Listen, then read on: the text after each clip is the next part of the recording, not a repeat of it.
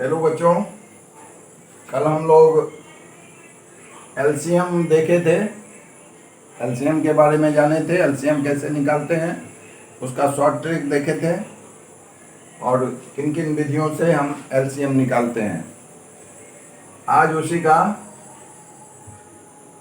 दूसरा भाग यानी एचसीएफ निकालना सीखेंगे।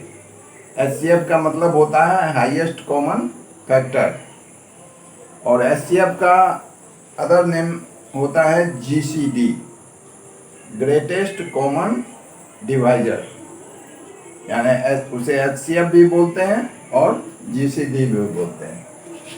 उसका हिंदी होता है महत्तम समाप वर्तक।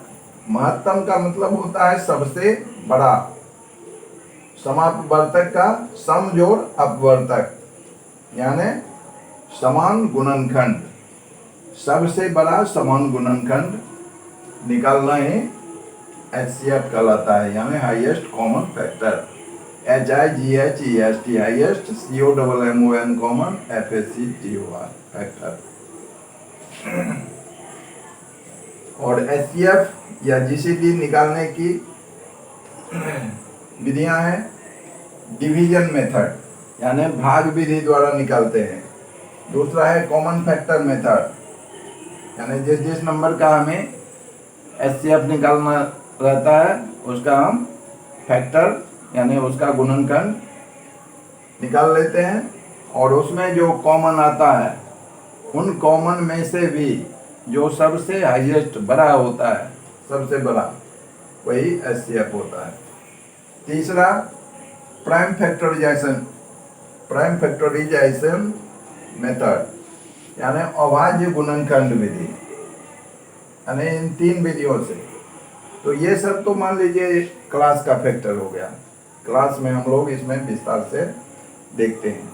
लेकिन अगर कम्पिटिटिव एग्जाम में है तो कम्पिटिटिव एग्जाम में अगर हम इन विधियों का प्रयोग करते रहेंगे तो हमें ज़्यादा समय लगेगा, इसलिए उसके लिए कुछ शॉर्ट ट्रिक होते हैं। उसके बाद देखेंगे भिन्नों का एचसीएफ कैसे निकालते हैं। तो कल हम लोग देखे थे भिन्नों का एलसीएम निकालना। तो भिन्नों के एलसीएम में अंश का एलसीएम होता था और हर का एचसीएफ। लेकिन भिन्नों का जब हम एचसीएफ निकालेंगे, हाईएस्ट कॉमन फैक्टर निकालेंगे, तो अंश का एचसीएफ निकालना है और हर का एलसीएम, यानी न्यूमरेटर का एचसीएफ और डिनोमिनेटर का एलसीएम निकालते हैं और उसके बाद भाग देते हैं। जितना मेरा भागफल आता है वही आंसर होता है। दूसरा, अगर दो नंबर हमें मालूम है और उन दो नंबर का एलसीएम मालूम है तो उसका एचसीएफ हम कैसे ज्ञात करेंगे, वो इस सूत्र पर निकलेगा। एचसीएफ बराबर first number into second number by LCM. तो चलिए अब हम कुछ एग्जाम्पल के द्वारा, उदाहरण के द्वारा इन विधियों को देखते हैं। जैसे पहला विधि, जैसे शॉर्ट ट्रिक वाला हम पहले देख लेते हैं। अगर मेरे पास कोई नंबर है 6, 12, 24, इसका अगर हमें एचसीएफ निकालना है तो सबसे पहले हम देखेंगे जो नंबर मेरा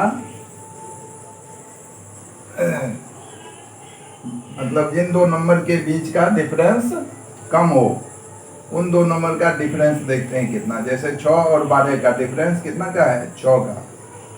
और 6 से देखेंगे जो ये तीनों नंबर, 3 नंबर है ना, 6, 12 और 24, 6, 12 और 24, इन तीनों संख्या जो है वह 6 से पूरा कट रहा है कि नहीं। अगर पूरा कट जाता है तो यही हमारा जो डिफरेंस है वही एचसीएफ हो जाएगा। तो 6 से 6 कट जा रहा है एक बार में, 6 से 12 कट रहा है 2 बार में, 6 से 24 कट रहा है 4 बार में। यानी इन 6 से जो डिफरेंस निकला है 6 और 12 का, उन 6 से मेरा तीनों नंबर कट रहा है, इसलिए इसका एचसीएफ कितना हो जाएगा, एचसीएफ हो जाएगा 6। यही हमारा आंसर हो जाता है। इसी को हम दूसरे तरह से देखेंगे। दूसरी तरह से एक हम इसको देखते हैं, जैसे हम लोग एलसीएम लेते हैं, एलसीएम निकालते हैं।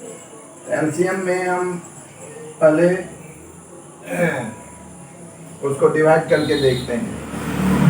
सबसे पहले देख रहे हैं जो ये कैसा नंबर है, ऑड या इवन? ये इवन है, ये भी इवन है, ये भी इवन है। तो हम 2 से इसको भाग देंगे।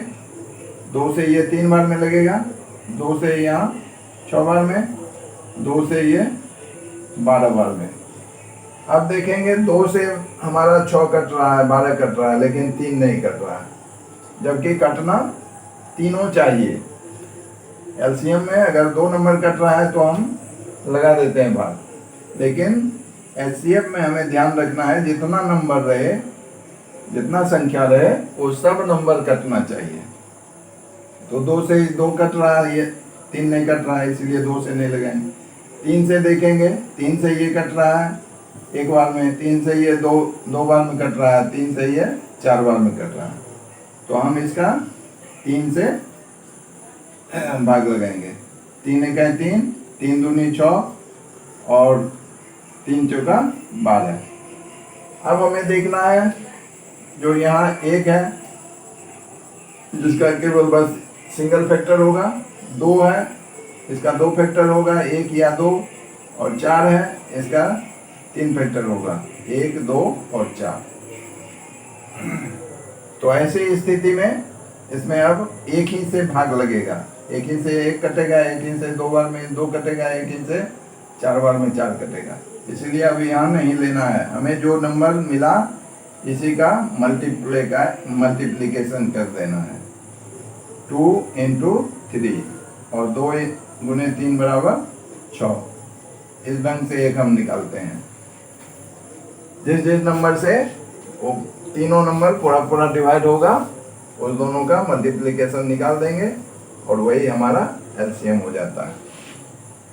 एक शॉर्ट ट्रिक इस ढंग से है। और एक देखें डिफरेंस वाला।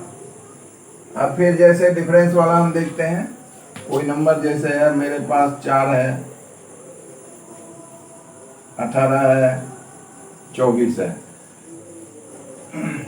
तो यहाँ हम देख रहे हैं 4 और 18 के बीच में 14 का डिफरेंस है, 18 और 24 के बीच में 6 का डिफरेंस है। इसका डिफरेंस हम देख लेंगे।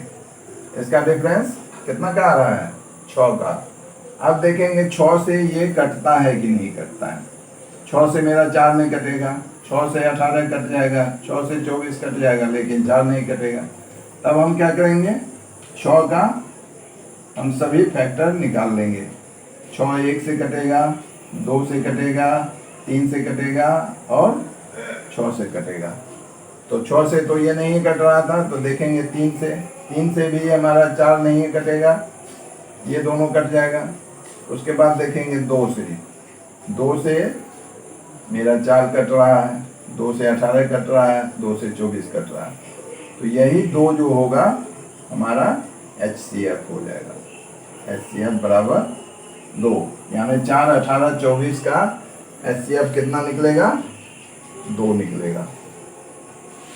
तो आशा करता हूँ ये शॉर्ट ट्रिक आपको पसंद आया होगा, और इस विधि से हम लोग मौखिक किसी भी नंबर का HCF निकाल लेते हैं। अब देखते हैं डिवीजन मेथड से हम कैसे HCF निकालते हैं। मान लीजिए कोई नंबर हम ले रहे हैं, 4 ले रहे हैं और 30 ले रहे हैं, तो 4 से हम 30 में भाग देंगे। ये डिवीजन मेथड है।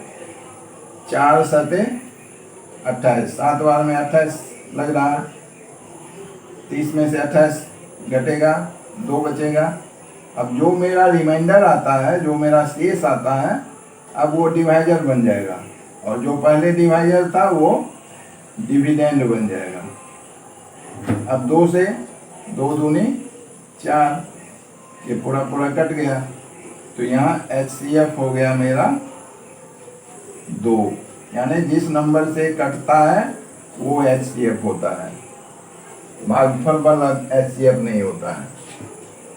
भाग में भागफल वाला हमारा आंसर होता है, लेकिन HCF में मेरा डिवाइजर जो होता है जिसे पूरा पूरा कट जाता है वो HCF होता है।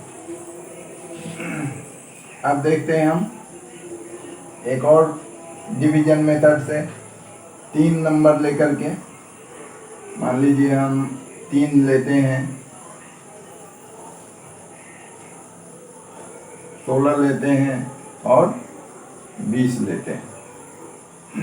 तो यहाँ हम 3 से 16 में भाग देंगे। 3 से 16 में भाग देने पर 3 बचे 15, 1 और 1 से अब हम 3 में भाग देंगे, 1 दिया 3। तो हमारा HCF यहाँ पर कितना निकल रहा है? 1। अब 1 से अगर हम 20 में भाग देते हैं तो वो 20 बार में लगेगा। तो यानी HCF तीनों नंबर में का HCF कितना निकल गया? 1। यानी 1 से पूरा पूरा कट रहा है, इसलिए HCF 3, 16 और 20 का HCF कितना होगा? 1 होगा। तो ये हमारा हो गया डिवीजन मेथड यानी भाग विधि। अब कॉमन फैक्टर मेथड से हम लोग देखते हैं HCF कैसे निकलता है। मान लीजिए मेरे पास एक नंबर है 4, दूसरा नंबर है 4, तो इसका कॉमन फैक्टर हम निकालेंगे। तो 4 का फैक्टर होता है 1 से कटेगा 4, 2 से कटेगा और 4 से कटेगा। 6 का फैक्टर लेते हैं, 6 1 से कटेगा, 2 से कटेगा, 3 से कटेगा और 6 से कटेगा। इसमें हमारा कॉमन क्या निकल रहा है? कॉमन फैक्टर मेरा आ रहा है 1 दोनों में है, 1 आ गया, 2 दोनों में है, 2 आ गया, 4 इसमें है, इसमें नहीं है, 3 इसमें है, उसमें नहीं है, 6 इसमें है, उसमें नहीं है। तो ये सब कॉमन नहीं है। तो मेरा कॉमन फैक्टर आ रहा है 1 और 2। अब इसमें से हमें कौन सा फैक्टर लेना है? HCF, हाईएस्ट, सबसे बड़ा। तो सबसे बड़ा फैक्टर हमारा है 2। 1 और 2, 2 फैक्टर है ना, उसमें सबसे बड़ा कौन सा है? 2 है। तो HCF 2 हो जाएगा, यानी 4 और 6 का HCF 2। ये हो गया आपका कॉमन फैक्टर मेथड, यानी उसका फैक्टर हम निकाल लेते हैं और उस फैक्टर में जो कॉमन आता है, जो दोनों में आता है, उसको ले लेते हैं। इसी तरह हम 2 संख्या, 3 संख्या, 4 संख्या, यानी जितना संख्या का हमें HCF निकालना रहेगा हम इसी विधि से निकाल लेंगे। ये हो गया कॉमन फैक्टर मेथड। अब हम देखते हैं तीसरा है प्राइम फैक्टराइजेशन मेथड। मान लीजिए मेरे पास एक नंबर है 8, दूसरा है 15, तीसरा है 20। तो 8 का हम प्राइम फैक्टर निकालेंगे, 2 2 चौका 8, फिर 2 से 2 दूनी 4, यानी 8 का मेरा फैक्टर आ रहा है 2 गुने 2 गुने 2। ये प्राइम फैक्टर हो गया। अब 15 का निकालेंगे, 15 3 से कटेगा, 3 बचे 15, यानी 15 का फैक्टर हमारा आ रहा है 3 गुने 5। अब हम 20 का निकालेंगे, 20 2 से कटेगा 10, फिर 2 से 5, ये हो गया 20 का फैक्टर। 20 का फैक्टर है 2 गुने 2 गुने 5। तो यहाँ हम देख रहे हैं जो तीनों में कोई भी ऐसा नंबर नहीं है जो कॉमन है। तो इसका HCF कितना हो जाएगा? 1 हो जाएगा। जिसमें अगर एक भी कॉमन नहीं आए तो उसका HCF कितना निकलेगा? 1।